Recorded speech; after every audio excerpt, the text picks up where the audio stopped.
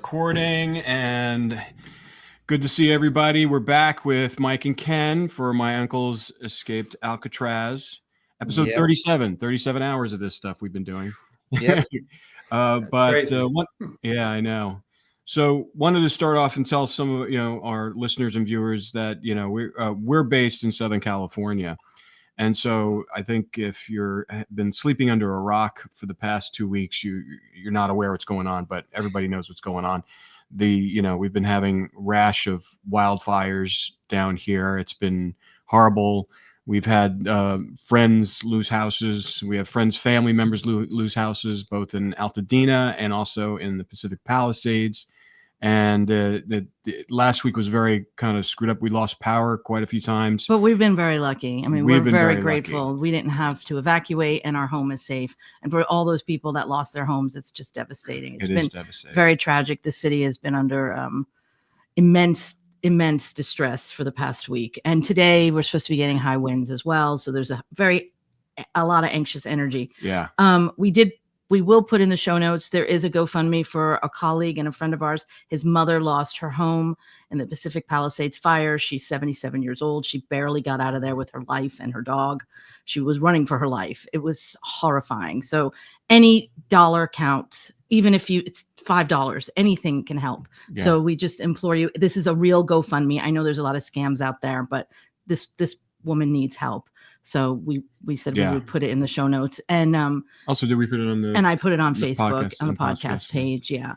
And anyone else, I mean, anything you can do to volunteer or send anything. People need stuff. I mean, they're overwhelmed right now with donations, but it's always good to check in and see what else they need, because these people lost everything and it's just heartbreaking. And this is like, we're not out of the water yet, because, we're supposed to get like 50, 60 mile an hour winds today. And anybody who knows anything about Southern California, that's when they start the strangest things. I mean, they're trying to figure out what started there, whether it was a homeless person, whether it was just I think in Altadena, I do believe they found out it was a power line that started it. But anything can really start these things. I've heard like years ago, like a hawk flew into a power line, caught on fire, and then that started it. A little piece of broken glass on the near a piece of brush that was magnified through the sun, that started it. But this week we had 100-mile-an-hour winds, like a hurricane force winds. We've never had that. When we first moved into this house, we had massive fires that I could see out the window, which were terrifying. But we didn't have that wind. This past week we had hurricane force winds, tornado winds. I mean, it's been unprecedented and scary. Yeah. So that's why it was a little crazy last week. So if you didn't see our podcast on one of the platforms, we were having issues because we were losing power a lot and we were operating off a generator. So hopefully that doesn't happen this week. We've been told that our power could go off at any time right now. We know some parts of our town are off. They haven't had power in a week. So bear with us. We're getting back on track. And hopefully we'll be able to get through this podcast without losing the power. We're lucky the Hearst fire, which was the closest one to us, the one that we almost had to evacuate for in the middle of the night, is out. So we're very grateful to the first responders and the firefighters and all those amazing people who are fighting these really scary fires. I mean, they're just incredible people.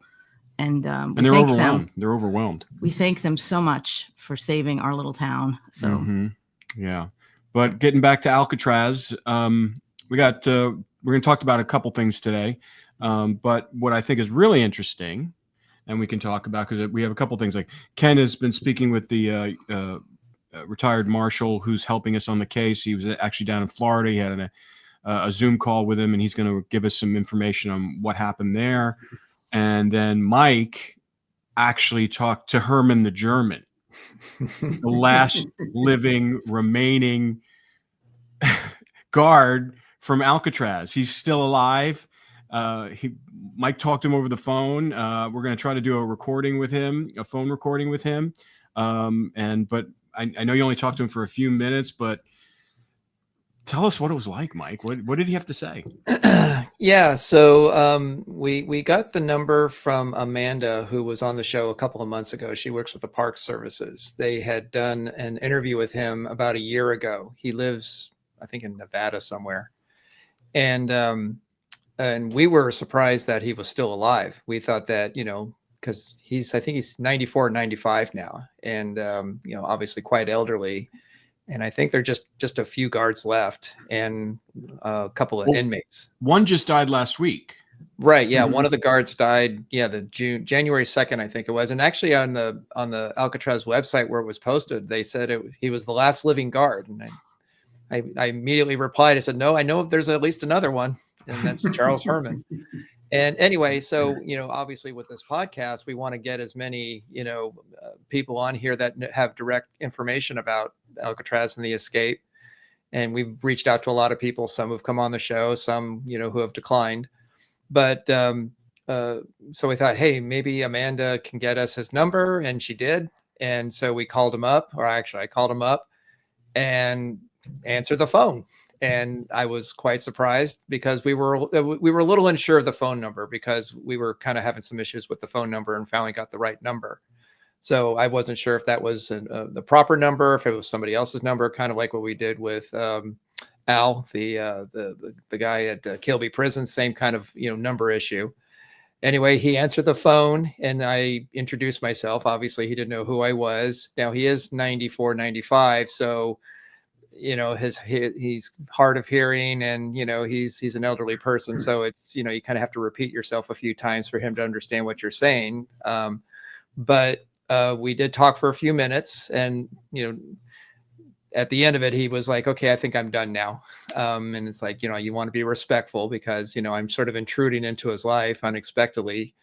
Anyway, so he did say a few interesting things. When I did get him, I thought I'm going to try to ask him as many questions as I can for as long as I can. And I'm glad I did, because it was a shorter call than I was expecting. But one of the questions that I asked him was, did he know Mickey Cohen? Who was an inmate at the time with the escapees. And he says, oh, yes. Oh, Mickey. Yes, I know Mickey Cohen. He was quite familiar with him. And he said that he was actually the one that brought him to the island, that when Mickey Cohen arrived at Alcatraz, I believe it was in October of 61, he was there at the dock to meet with him. And as he put it, his girlfriend, not Candy Barr, because he had moved on to somebody else at this point, was with him at the dock. And as he put it, he was wearing a $5,000 suit. As you would expect from Mickey Cohen, he was known for his fashion and style. And they said their goodbyes to each other at the dock. And then he got on the boat, and Charles Herman was there to escort him to Alcatraz, and where he was eventually processed. And, we've talked a little bit about his life there after that, but I didn't know that Charles Herman was the guy that was there to bring him to the prison, which was, I found to be interesting. Yeah. Now I did ask him if he was friends or had, any kind of a relationship with, John and Clarence Anglin and Frank Morris. And he was not aware of anything like that. He didn't deny to say, no, it wasn't true, but he says, I don't know. I don't know if they were friends, if they knew each other. So he couldn't corroborate that part of the story for us, which was unfortunate. I wish he was able to say something about that, but he didn't. Obviously as a guard, you're not trying to make friends with the inmates, or you're not hanging out with them. You treat them all the same as one large group of criminals. So you're just sort of making sure they just stay out of trouble, and you do your head counts every day, and that's what the guards are most concerned about. So he couldn't corroborate that. He also talked about which he had mentioned also with Amanda, when she was interviewing him had interviewed him last year.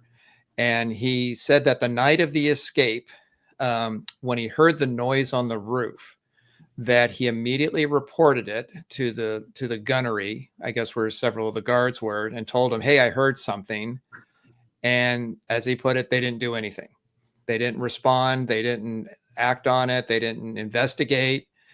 And later, when obviously after the escape had happened, and as often whenever there's any kind of disaster, we were talking about a little bit before, with the fires, with all these fires taking place, now that they're slowly gaining control, the questions are being asked, well, how did these fires start? And of course, people are pointing to somebody else as the cause of the fire. It's not our fault. We're innocent. It's, go talk to them. They're the ones that are responsible for this. And it was the same thing at Alcatraz. They everyone starts, ducking for cover because you don't want to be blamed for this, event. And so they eventually blamed him, that he was the one that was found culpable for the escape because he was behind on his duties that night. He was checking out at 12 o'clock.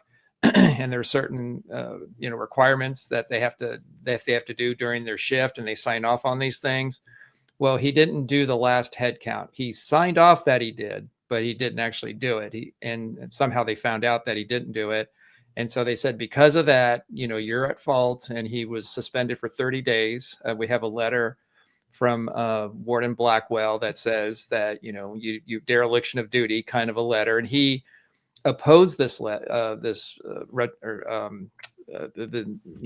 this punishment that he had to suffer through, saying it wasn't his fault, that it was a systems issue, that over the years that the wardens had taken away a lot of the powers and abilities that the guards had to make sure that the inmates were not doing anything they shouldn't be doing. One of the things he talked about before was that they used to have flashlights with them when they were doing their rounds at night, to kind of check on the cells to make sure, nothing was happening. And they took that away.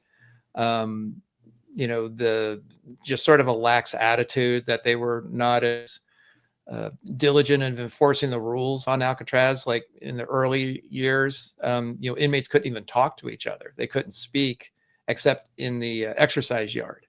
And now, years later, they relaxed that rule and other rules. So he felt that if it was more of a tight ship, this wouldn't have happened. And of course, the night of the escape, had they responded, they might have found him on the roof and prevented the escape from happening. So, he felt he did his job, and the administration felt differently. So, and to this day, you can tell when he talks about that part of it, and even also with the Amanda interview that he did, that he's still really hurt by that it's still a painful memory for him after 60 years that he was given the brunt of the blame. And actually in the Whitey Bulger letters that we have, unfortunately, Whitey being Whitey, he was really, really ribbing him about it the day after, saying that you're not going to move up, you're not going to make lieutenant, your career is over, they're going to blame you. And I'm sure other inmates were doing the same thing, because they knew that they had leverage now. Sure. Right. And what can you do? They're going to just make fun of you because of what happened, whether you're guilty or not. But so I think he really absorbed that and still carries it to this day, because it was right after that point that he kind of wanted to end the phone call. I was sort of bringing up some bad memories for him, not intending to, but that's what happened. But the most interesting part of the conversation we had was about the raft. When, of course, when they escaped, they found, Clifford Fish interview that we have says that he and another guard found the raft on the beach of Angel Island. And Olaf was his name. And they found the raft and they brought it back to Alcatraz. And Whitey had said in his letters that it was common knowledge around the prison that the raft had been found. And Clifford Fish had said that they brought it back to the pier, and that the FBI and the administrators, administration of the prison, were examining the raft. And then when he came back the next day, the raft was gone and it was never seen again or brought up again. And I asked,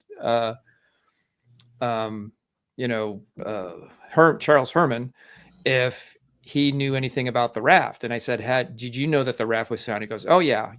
I'd heard the raft was found and that it was brought back to Alcatraz. So he confirms that story. And I said, you know what happened to the raft, after it was brought back? He says, no, I don't know. I don't know what happened to it. So again, it's just very mysterious, vanishes, never explained, never talked about. It was just one of those things. And the guards moved on because obviously they were still dealing with the aftermath of the escape.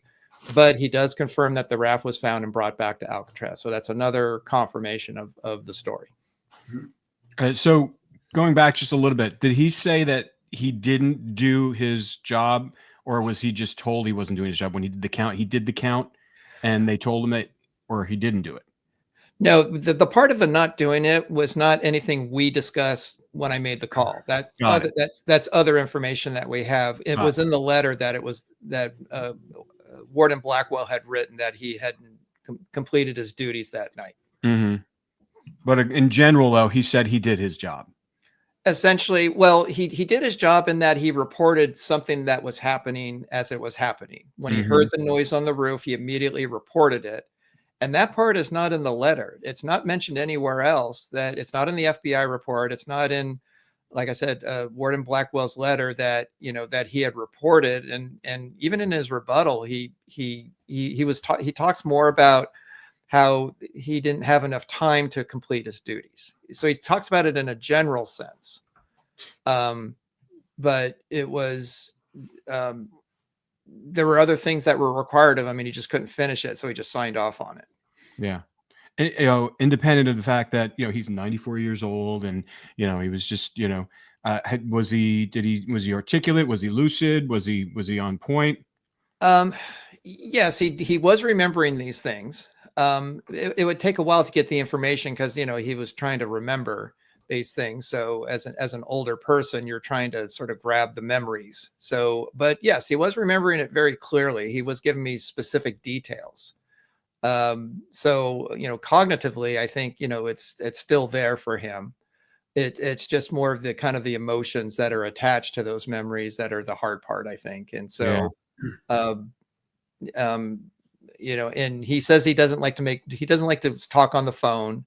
That was another reason why he cut it short. And so, you know, perhaps, you know, I think Ken's going to talk to him in the next day or so, hopefully, if he answers and is willing to talk, that maybe we can set up a time to meet with him as well. I think that's why Amanda went to go visit him, where I think he prefers the face-to-face. So hopefully we can do that as well on our part. Yeah. Well, that's exciting. It's very exciting. I mean, it's like you're talking to a time capsule. Yes. That's definitely. Yeah. You know, I mean, anytime you had like that, you know, there was a situation I remember, this is like almost 20 years ago. I had a friend of mine, his name is Kosh, and he's an artist, but he was also a television producer, but he was also, he used to design album covers. Like he designed, the Hotel California album cover, like he did like in the 70s. He did like all the major ones. So he's really a British guy. And he found out about this guy named Robert St. John, who was like a war correspondent from, like, he covered every war from basically World War II all the way up to the Arab-Israeli wars. You know, so, and he was like, so he was telling about it. He goes, oh, I want to do a documentary about this guy. And he started telling me about it. He called me up. And I go, well, how old is this guy? I go, I'm looking at, like, based upon what he covered, I go, he's got to be in his hundreds. He's got to be at least 100. He goes, yeah, he's 102. I go, well, is he still alive? He goes, yeah. He goes, well, I have to leave tomorrow to go interview him. You know, who knows what's going to happen. So we did. We flew down to Virginia, outside Virginia, and I spent 2 days with him, and it was amazing. The man was amazing. And I did 2 8-hour sit-down interviews with 102-year-old Robert St. John, and kind of basically just, I had 2 cameras on him, turned on him, and just asked him a couple questions, and he just went. He just, like, but the amount of, like, he would have like a minute pause in between, like, where he would stop and he would like that, but then he would go off for like another 45 minutes. And the recall, he couldn't remember what he had for breakfast, you know, but he could detail all intimate details. Like when he was in Poland, the same time the Nazis first rolled in, you know, and he was staying at the same, because we weren't in the war yet. And so he could be over there, and he was covering stuff for the AP and whatever press that was there at that time. And so he got him and another British journalist who actually was a spy, because a lot of the journalists back there were also spies. And they got drunk, and they were staying in the same hotel as, you know, the German soldiers. And they had, and he went into such detail with this stuff to where they got really drunk, and they came back, and the Germans always used to put their boots outside their room, and then the valet would come clean their boots. And this was like the night before they were going to invade Poland. And so they got all drunk, and they took all their boots and they threw them out into the street. And so they woke up the next morning, like to all this chaos, and all the German soldiers were looking for their boots. All the officers were looking for their boots. They're outside trying to match them up and stuff like that. So he said him and this other journalist were single-handedly delayed the invasion of Poland just by that little. But just like those, it's so amazing how these people who lived to that age can remember all these amazing details and stories. Well, like Ken's mom. Your mom. I mean, your mom was so lucid and just remembered things so clearly when she was so, coherently telling her story. I mean, it's pretty amazing. Right. Yeah, when you gave it is amazing how their long-term memory it's sharp. Yeah, the short-term memory, she can't remember what she did yesterday, but she everyone I can't, It's amazing how the brain works that way. But it's amazing that you were able to get him on the phone and and actually get him to kind of confirm some details. I mean, it's like, when does that happen? It's like they, no one even knew. Like, and you said before, they thought the oldest living guard died like on January 2nd, and no, they don't. Obviously, they, who else could be still alive that worked at Alcatraz during that time? There could be other people out there. Well, this actually proves that John could still be alive, right? Exactly. I mean, if you have a guard who was older than him still alive, John could definitely still be alive. Sure. Yeah. It's a tough generation, those guys. All right. Well, that was great. So, Ken, you're going to try to link up with him and hopefully talk to him as well. And then I think, I can't remember what she said, but I think I remember where Amanda said he lived in. It was Las Vegas. Was it Las Vegas? Mm-hmm. Okay. So he's not too far. No. So yeah. And after I talked to him, if he's willing and open to having someone come talk to him in person, then I plan to fly out there, and I think Mike is going to join me. We'll meet you out there. We can all go out there. Yeah. Well, we can definitely do that, and definitely get him on camera, hopefully. I mean, he's like you said, he's a time capsule that probably has a lot of information that most people have never heard of, and you don't want it to just slip into history. And then you can't go back and ask him, once it's gone, it's gone. Yeah. So I say, let's take advantage of it right now and find out. Who knows? He might have something that we didn't think about that we could look forward to in the future. Yeah. So. And I do know, like, when you do those in-person one-on-ones, like, I wouldn't have been able to do a phone interview with this guy, the 100-year-old war correspondent. Right. I wouldn't have gotten the same level of detail and reaction, because then they can look you in the eyes, and there's definitely a connection that happens and helps them. And we've been interviewing people for 25, 30 years, and it's something, when you sit someone in that chair across from you, there's a magic that happens sometimes, that and the way they can access things. I don't think I've ever had someone kind of freeze up on it. I don't think you did when you're like that. They find it in their memories, and they want to express it, and it's different when they're just expressing it face to face as opposed to a phone call and stuff like that, which I get it. Like, my dad used to hate talking on the phone because he used to have to talk on the phone for a living. So my phone calls with him, in his later years, was like, you good, great, here, talk to your mother. It's like, let's get off the phone as quickly as possible. So, well, that's exciting. And then you, Ken, also had some interesting interaction with our friend who's the retired U.S. Marshal, who's been helping us down in South America with his contacts. And you were supposed to kind of link up in person, but it looked like you guys just were able to have a pretty detailed Zoom call and connect with his other counterpart down in South America. Want to tell us a little bit about that? Sure. Yeah. So we started off on a Zoom call, but I only have the free version of Zoom. So after an hour, it dropped off, and we wound up jumping back on WhatsApp. So that gives you an indication of how long we actually spoke. We probably maybe covered 2 hours. And first of all, I didn't realize how famous his cohort, or his counterpart that he's working with in Argentina, who is retired, by the way, is. I mean, I didn't realize that he was the one who captured most of the Nazis in Brazil. This U.S. Marshal actually helped him on multiple occasions. So first of all, I was just like floored. Okay, I've heard of these people, but I've never actually met one. So it was really, really neat to know that I was talking to someone who knew what they were talking about when they said that we can find anybody that we need to find. Yeah. So we basically. Well, let me stop you right there, because I don't know how, I mean, depending on who our listeners are, but, just to give people just a little background, after World War II and we defeated the Nazis, there was quite a bit of them that fled to Brazil, and actually Brazil and Argentina, and they hit Venezuela. out Venezuela. South America became a hotbed for Nazis. Exactly. So that's why, and then they had to go hunt for them. Yes, and I didn't realize it was to that level. I mean, I believe he said he captured over 100. And I don't know how many more are still there that he was looking for, but he had a very high success rate of capturing people.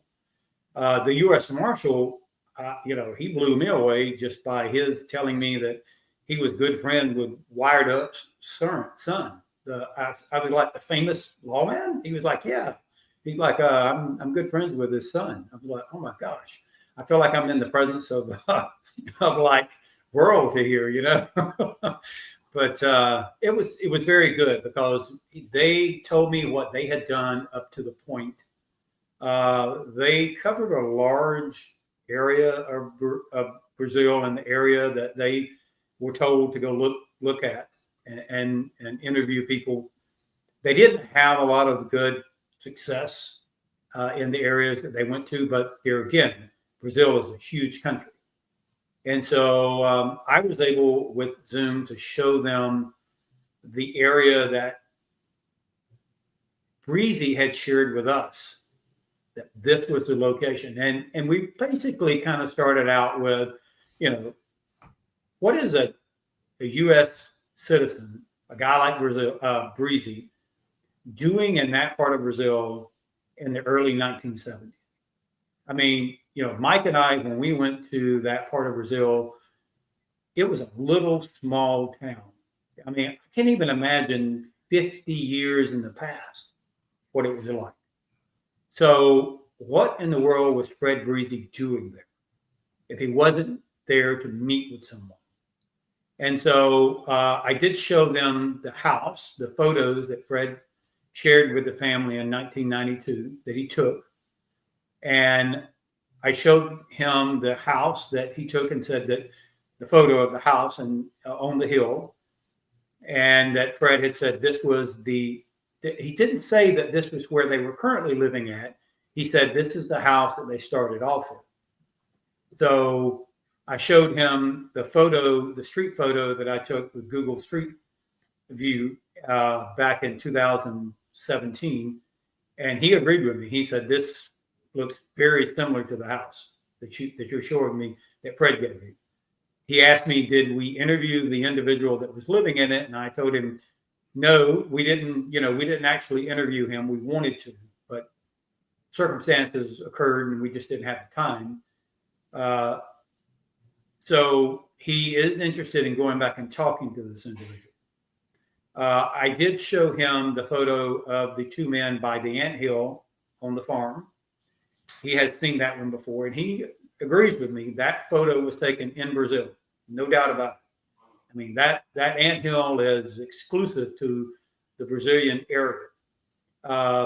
He did agree with us that point that we always thought was a river, which now we know is a road. He did agree that road that I identified was probably the road that was standing behind them. And when you take into account the location where Breezy said the Chevrolet plant was at, he's like, how in the world would someone even know that there was a Chevrolet plant there, even in 1992, when he was meeting with your family? I mean, how would he know that? Back then, 1992, the internet wasn't to the point where you could just Google something. No. So unless you were physically there, you did not know that. Also to know that there was a plant a John Deere plant just down the road in another town, no one would have had knowledge of that either. So with those two pieces of information, he felt like we were in the right area.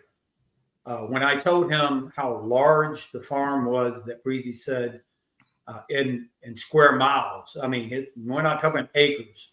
According to Breezy, it was hundreds of miles. And he looked at that area and he said, yeah, if you were going to have a farm that size that you're describing to me, this is the only area that I would have honed in on, based upon the other pieces of that we gave him that Breezy talked about.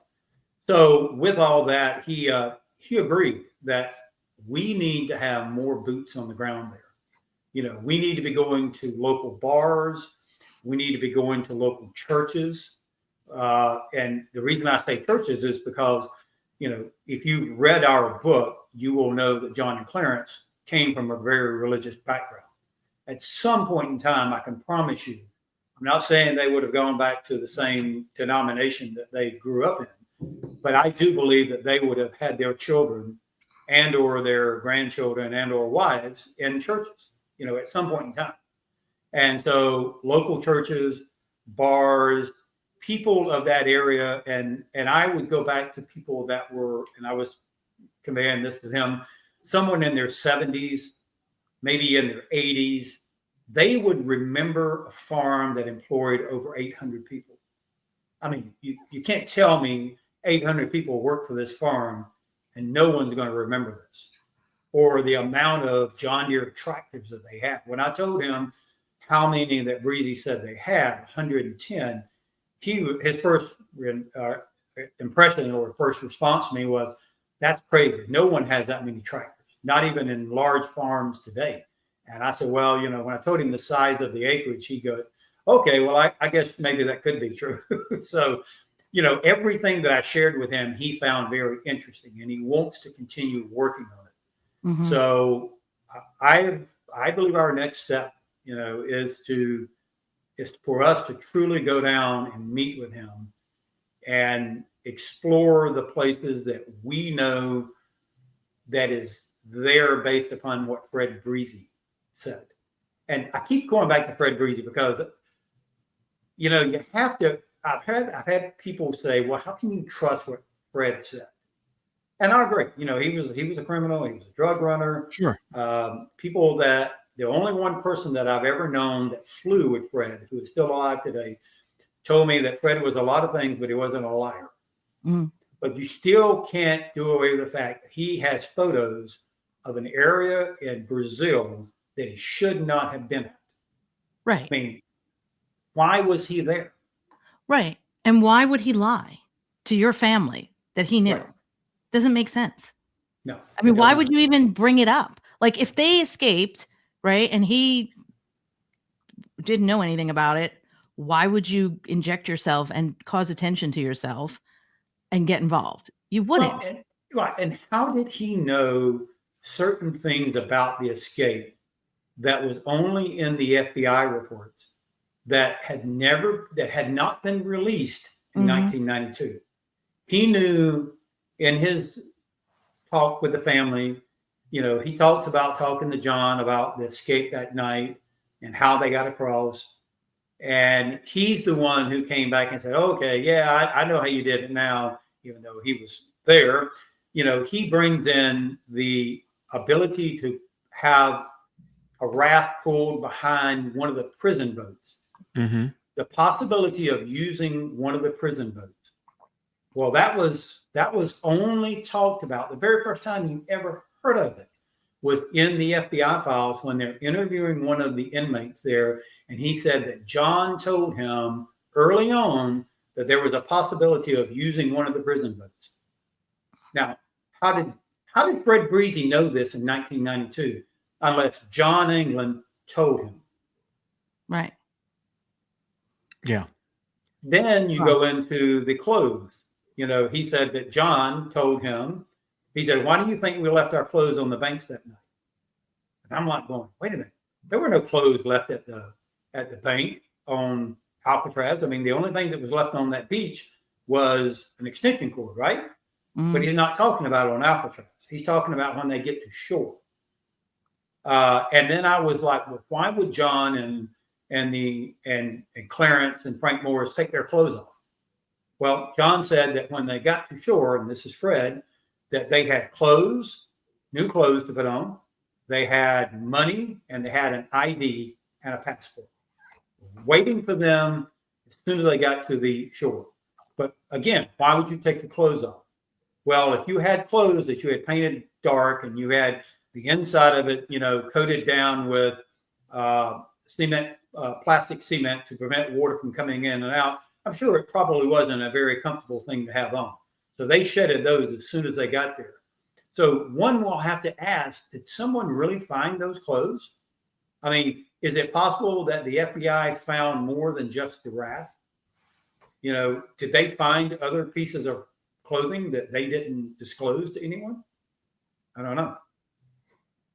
Yeah, I know. I mean, the whole thing about Fred Breezy is just, he's like, without Fred Breezy, you can't confirm a lot of this information, without, Right. I mean, that's at least all of us. I mean, that legendary, that the 2 times you met with your family in 92, and, or did he meet, he met twice, right? Correct me if I'm wrong. Yeah. And this is where I wish we had a little bit more information. According to the only recording we had of Fred, and I listened to it the other day, again, every time I listen to it, I hear things that Fred says that either I didn't hear the first time, or it's just, okay, I don't think I ever heard him say that before. And I asked my mom this. So when he came to meet the family the first time in October of 92, they asked questions of the brothers, and he recorded it down on a cassette tape. And the way that he was still communicating with them, even in 1992. So this wasn't a one-off in 1970. He was still in contact with them in 1992. He recorded it on a cassette tape, and it was sent down. According to him, it probably got recorded a couple of more times before it made it down to them. They would answer back, and it would come back the exact same way.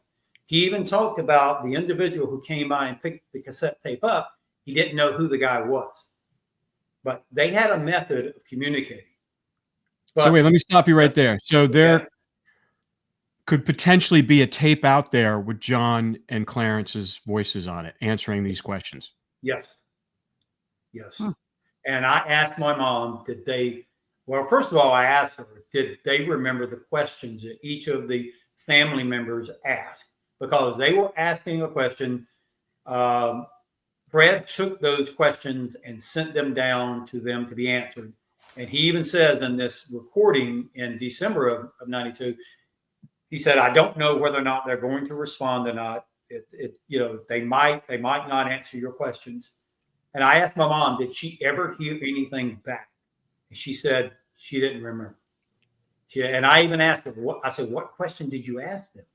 She didn't remember. So whether or not she truly doesn't remember, or if it's something she doesn't want to share, even with me, the whole point is Fred was still in contact with them in 1992. It wasn't like Fred went down in 1970 something and he happened to run into him in a bar. This was a one-off, and then he met with him for a couple of hours and then he left. What isn't told about the meeting with Fred Breezy and them, he was down there for 3 months. So it wasn't like it was, I went over there and spent the afternoon with him and we rode around and, they showed me his farm and then I left. No, he was there for 3 months. And then now he's still in contact with him, according to him, in 1992. So the only thing I can say is that, Fred shared things in that 92 meeting that was recorded that he should not have known. He should not have known about the airplane. His knowledge of the airplane and where they were at when they landed and refueled just outside of Mexico City. Mm-hmm. John telling him about the prison boat, and that's what they used to come across with. John telling him about the clothing, the alternate clothing that John told another inmate that they were going to use. And then John even said that everything was contracted. The boat was contracted, the airplane was contracted, was set up and paid for. John is letting you know right then who paid for this stuff. The England family couldn't pay for it. Frank Morris didn't have any family, right? So who paid for all this stuff? Who's the only person that walked into the prison in a $5,000 suit? Right.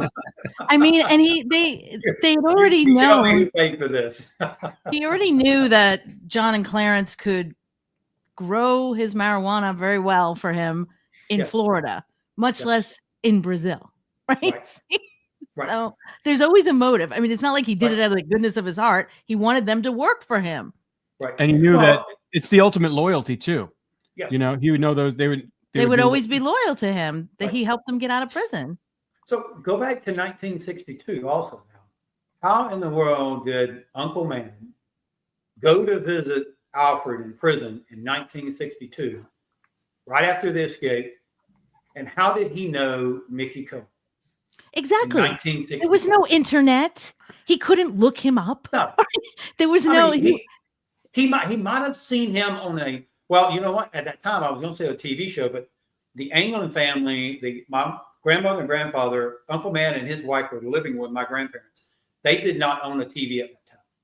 They had a radio and they got the newspaper. So the only way that he could have ever heard the name Mickey Cohen would have been something on the news or over the radio or either in the newspaper, or maybe he heard somebody else say, why would you walk into a prison to visit your brother and tell him that Mickey Cohen supplied the boat? He's just going to Why make would you that do up. that? That makes no sense. No. He's not going to just make that up and tell his brother that. It's not like he's telling, a story to some random person. He's talking to his brother. Like he's not going to. Exactly. It's not going to. Now, tell I want why. to I just want to throw in another thing to add credibility to Fred Breezy's story to the Anglin family, because a lot of people say, well, he made it up. Why he's just telling them a lie, because like you said, he's a criminal. He doesn't know what the Sure. truth is. When we talked before about America's Most Wanted, when Fred Breezy hears about the Anglins, and he misunderstands, he was kind of doing something that was in the background, and he thinks that they're caught, that they've been found. Mhm. And he calls into the show to talk about about them in South America. He corroborates elements of the story that he tells the family. So if he thinks that they've been found, and he's sort of verifying, yeah, I met them down there, I was on their farm, and then Art Roderick finds out about it and brings him in and interrogates him. Interrogates him and asks him more like, okay, tell us where it was. And of course, his memory starts getting a little fuzzy at this point of, well, I can't tell you where they are, but if we go down there, I can show you where they are, kind of a thing. I can't point you to them. If he was lying to the family, why would he lie when he thinks they've been found, that he's corroborating the story? That makes absolutely no sense. So that goes back to the family of saying he believed that he was with them. He believed that he did meet with them and has information, because he says it twice. He says it to the family and he says it to America's Most Wanted. So absolutely, that was the truth, because he's not trying to cover. He's not trying to tell a story that's not true when he thinks they've been found. So you understand, it makes no sense for him to lie at that point, because that would be crazy. Yeah. Yeah. And it also makes sense. It also makes sense that the fact that when he's sitting in the chair across from Art, that his memory gets selective, because now he realized, oh, wait a minute, they didn't find him, and he starts backpedaling. Right. So that's something that I asked the U.S. Marshal that I was talking to this past weekend. Fred in that 92 interview with the Anglin family, he talks about when he gets caught. He talks about him coming in, as Mike said, cutting grass. He saw a show up on the TV. He thought that the Anglin brothers had been caught, as Mike said, and so he calls into the show. They had a number flashing. He even tells the number in the interview, and so he calls in and he tells him, he said, hey, I'm calling in about the England brothers. So she said, well, hang on, I'm going to put you on hold for a minute. And he said, after about 5 minutes, I realized, wait a minute, I've been on hold for 5 minutes. They traced my phone call. And that's when the U.S. Marshal comes on and basically starts, asking him questions about it. And he was like, I thought they had been caught, and he said, I put my foot into a trap that I couldn't get out of.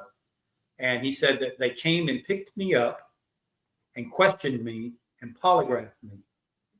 And I've asked Art about that. And Art denies that they did that. But I asked the U.S. Marshal this past week, I said, okay, let's see if what Fred Breezy is telling the truth. I'm not asking you to tell me what's on that polygraph, but can you tell me was he actually polygraphed? Because I believe he was. Oh, absolutely. I believe they picked him up and they polygraphed him.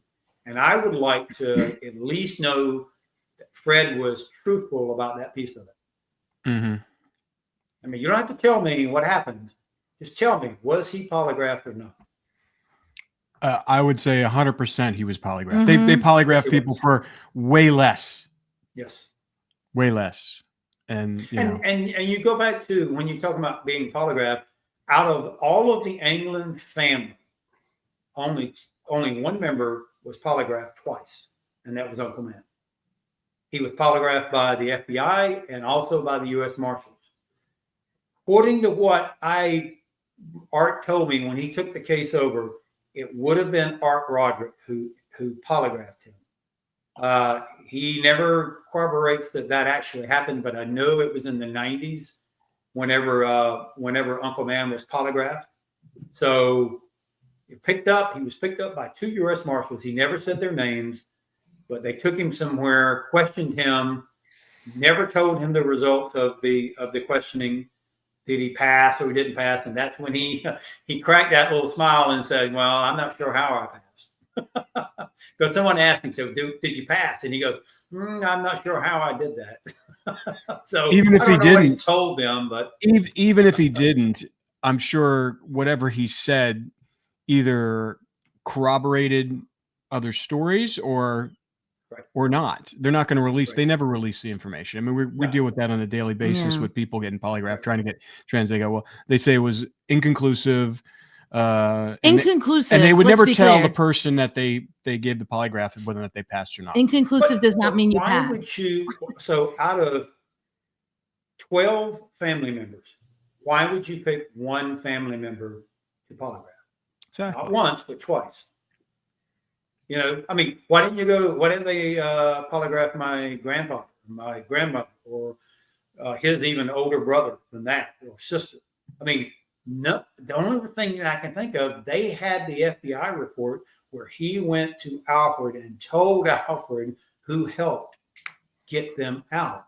And then they have the information of Alfred telling him about, I've had contact with our brothers. So all of this pointed to Uncle Man, and he would be the only person they were interested in. Yeah, so they knew that he knew where they were. I wish Uncle Man was still alive. Me too. Now you think my mom was a character? He was a true. No, I can tell just from that. Those photographs we saw him with the skip tracer guy, and the way he was describing him, and just. You could tell he was like, that picture of him with the skip tracer. He almost looks like the Cheshire Cat. He just looks like you can tell in his eyes and the way he's posing with him. It's just like he knows.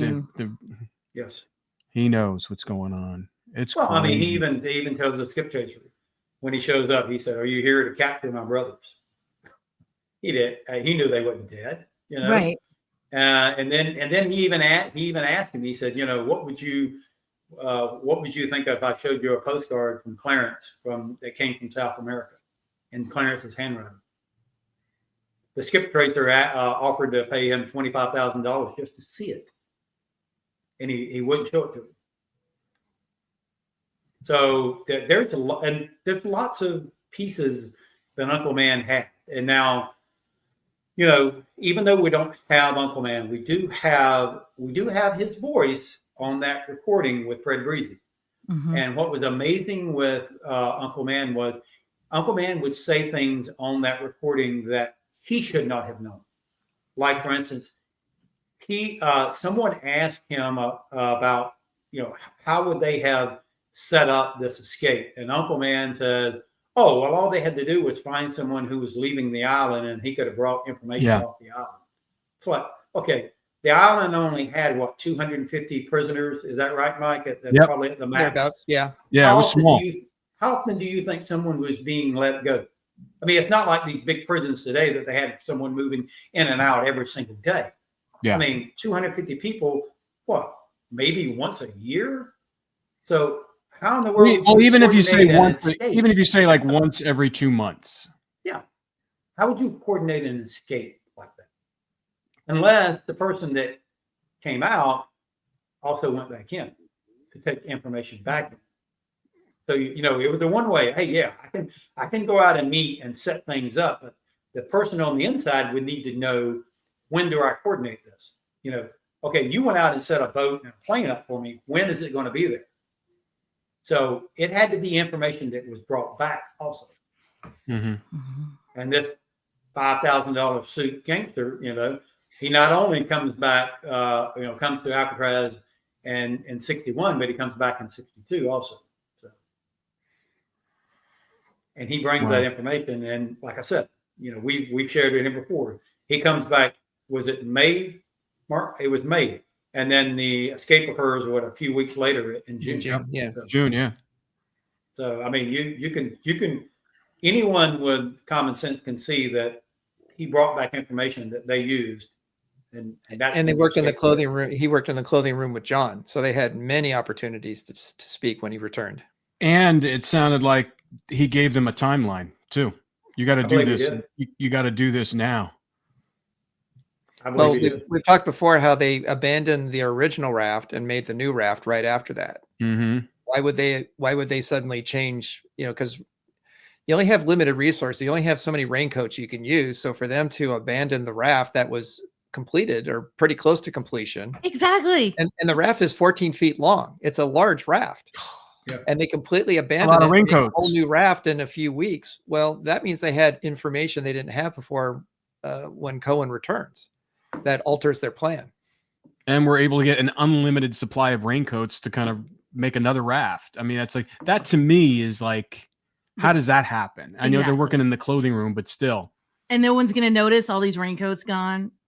Or the material. And it talks about that we mentioned this before, that, in a given year, normally you'd maybe have 2 or 3 raincoats that need to be replaced.